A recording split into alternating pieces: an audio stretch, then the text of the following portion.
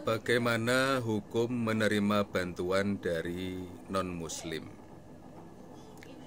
Ya, saya jadi teringat ketika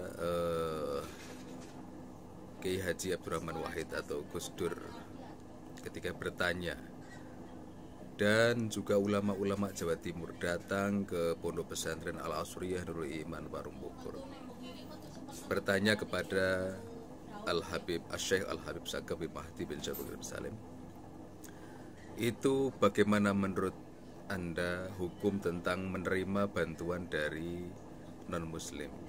Jawab Asy-Syaikh Al-Habib Sakab bin Mahdi bin Jabir Salim, hukumnya hakun. Itu hak. Kalau menerima itu adalah hak, berarti itulah rezeki yang halalul halal, yang paling halal, rezeki yang paling halal, karena mereka non-muslim itu nggak ada hukum halal haram, nggak ada hukum bagi mereka itu halal haram, itu nggak dapat bagian daripada halal haram. Jadi ketika mereka itu memberikan bantuan kepada pesantren, kemudian pesantren menerima, itu hukumnya menerima bantuan dari non-muslim hak pun. Itu hak. Rezeki dari Allah Subhanahu wa Ta'ala, hanya perantara lewat mereka. Tetapi kalau kita minta bantuan kepada non-muslim, sedangkan kita umat Islam ini banyak, kalau kita mendapatkan bantuan dari muslim itu lebih memungkinkan, kenapa kita harus mencari bantuan kepada non-muslim?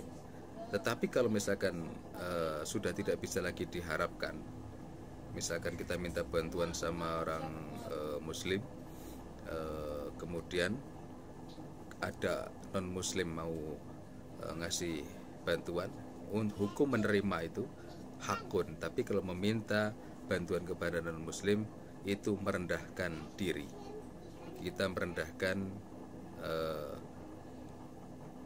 Islam itu sendiri, jadi kurang bagus, kurang baik, seperti itu. Terus datang misalkan ada non-muslim ikut berkurban. Kalau kurban di dalam Islam itu adalah bagian daripada ibadah,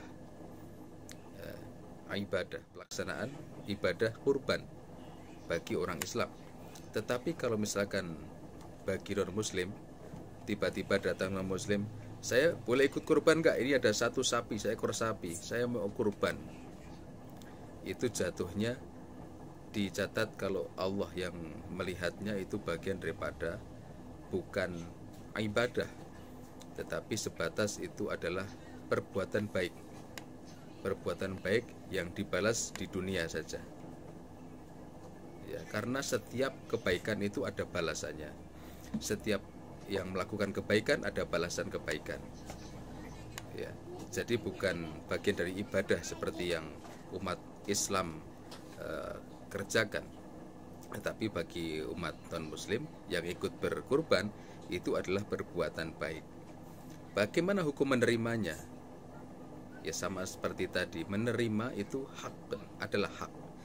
Terus memakan daging kurbannya bagaimana? Kalau yang menyembelih itu adalah orang Islam dan disembelih atas nama Allah, itu halal dagingnya. Ya. Jadi sapi pemberian daripada non-muslim. Ya, non-muslim ikut berkurban, itu sosial ya.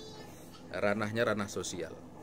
Kemudian dihitung bukan pahala buat orang non-muslim ini, ya, tetap Allah akan berikan kebaikan atas apa yang ia lakukan, tetapi di dunia saja. Itu karena sifat Rahmannya Allah, sifat Rahman Allah.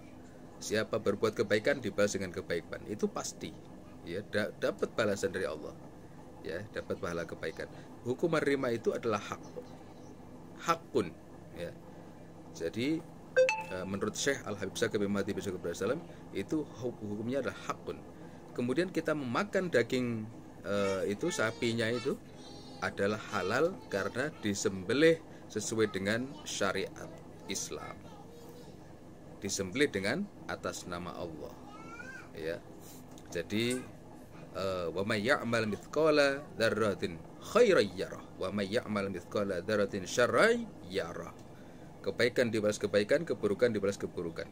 Tetapi sifat Rahman dan Rahim Allah itu berlaku di dunia dan di akhirat.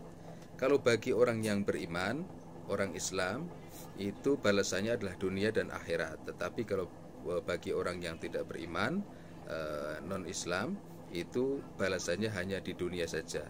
Dan mendapatkan sifat Rahman Allah, tapi tidak mendapatkan sifat Rahimnya Allah. Karena Rahimnya Allah itu makhsusatan lil mu'minin, ya, khusus untuk orang-orang yang beriman.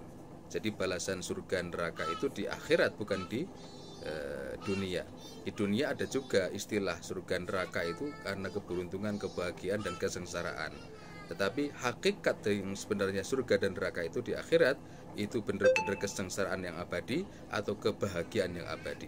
Mudah-mudahan kita semua digolongkan sebagai orang-orang yang ahlul jannah, ahli surga, mendapatkan hidayah Allah SWT, mati dalam husnul khotimah, dalam keadaan Islam, wala tamutunna illa wa antum muslimun, insyaallah. Wallahu a'lam bishawab. Assalamualaikum warahmatullahi wabarakatuh.